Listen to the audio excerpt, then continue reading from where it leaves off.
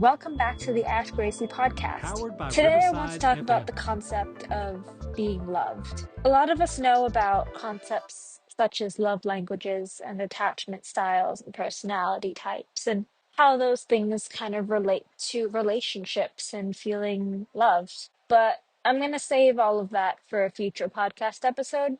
This one will be a short one today, just a small snippet of something that's been on my mind. I think that love, though an interesting concept, sometimes and oftentimes can be a lot more simple than we like to think. Last week, I had an interaction with a friend where we had an event to go to, and she insisted on meeting me there rather than us going together. Immediately, my initial reaction was to be annoyed and confused as to why she didn't want to spend more time with me. Later, it made a lot more sense when I found out that the reasoning was to ensure that I could be at the event on time. And if you know anything about me, you know that I need to be on time to everything. It's something that's very important to me, especially when it comes to things that concern people I care about, which this event was. And so by her telling me that she would meet me there to ensure that I could get to be there on time was her way of letting me know that she knew that about me without me having to tell her. And realizing that felt so incredible because it made me realize how much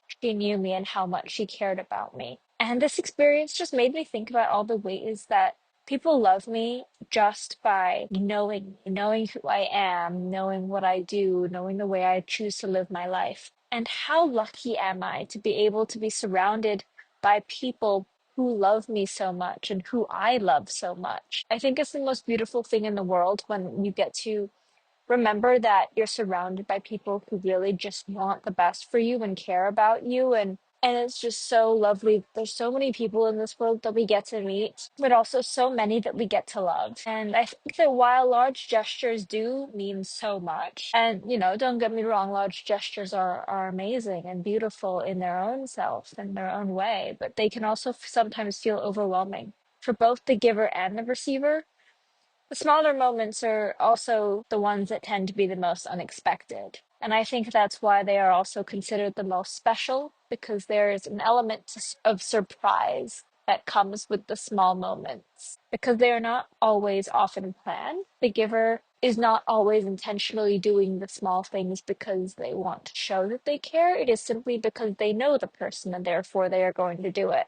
I feel like we always think about how we have to go all out in order for the people that we care about to feel like they are loved. Just know that that's not always the case. And I know that your existence and active presence in the lives of the people around you is already something that makes them happy. So you don't need to do more than that.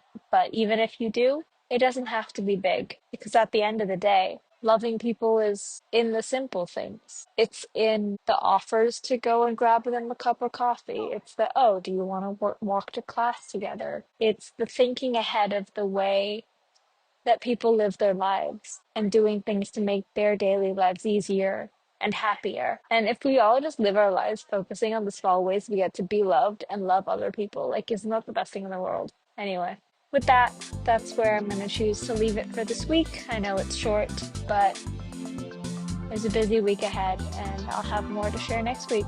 With that, I hope that you all have a refreshing week ahead. And as always, don't forget, you are loved, you are amazing, and I thank you for being here.